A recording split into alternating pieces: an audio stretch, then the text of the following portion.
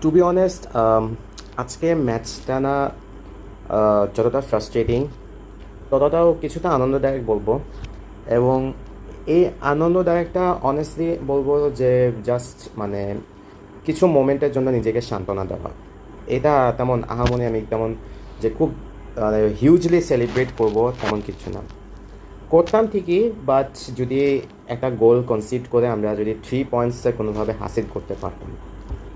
But sadly যেটা বলবো যে আজকে শিলংয়ে যেটা হয়েছে, উইচ ইজ টোটালি ইউনো, এটা আসলে মানে আসলে অ্যাজ এ ফ্যান হিসেবে আমি মানে তেমনটা মেনে নিতে পারতেছি না।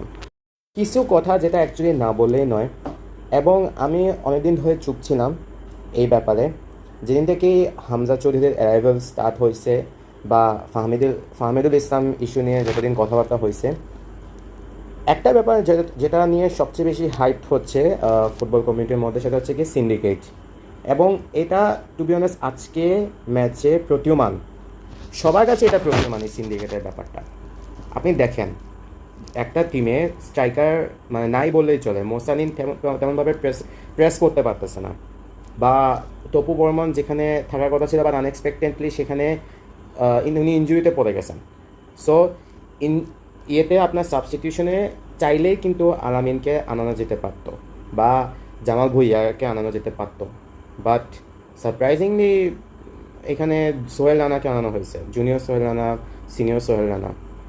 অ্যান্ড আমার কাছে সবচেয়ে বেশি মানে যে জিনিসটা এর আগেও বাংলাদেশ ফুটবল নিয়ে যে জিনিস সবচেয়ে বেশি ফ্রাস্ট্রেটিং আমার কাছে লাগছে এখনও মনে হয়, লাস্ট যখন 2023 সাফ চ্যাম্পিয়নশিপের সেমিফাইনালে কুয়েটের এগেনস্টে এটা হয়েছিল।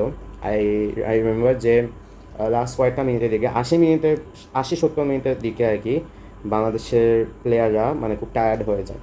হ্যাঁ, এটা হচ্ছে গিয়ে সমস্যা। সেম সমস্যা আজকে ইন্ডিয়ার সাথে হয়েছিল। লাইক সেকেন্ড হাফের পর বাংলাদেশের প্লেয়ার লিটারেলি একটা টায়ার্ডনেস চলে আসছে, এক্সেপ্ট দুইজন প্লেয়ার ছাড়া, Hamza and Tariq Kazi. And সবচেয়ে বড় কথা যেটা যেটা এখন একটা মিম হয়ে দাঁড়ায় গেছে সবার কাছে, যে হামজা লিটারেলি একাই খেলছে, আর যদি কেউ খেলে থাকে অ্যাকচুয়ালি ফুটবল সেটা খেলছে তারিক কাজী। বাকিরা টু বি অনেস্ট চান্স পাইছে, 4টা চান্স পাওয়া it's not a big deal ইন্ডিয়ার মতো টিমের এগেনস্টে। বাট সে 4টা চান্সেই আমাদের সোনার ছেলেরা মিস করলো। অ্যান্ড আমার কাছে যেটা মনে হচ্ছে যে সিন্ডিকেটটা সবচেয়ে বড় রিজন আজকের এই ম্যাচটা হারায়। এবং আমি জানি না সবাই কি বলতেছে না বলতেছে, but syndicate is going on, it's going on. Captaincy থেকে জামাল ভুঁইয়াকে বাদ দিল ইন দ্য এন্ড।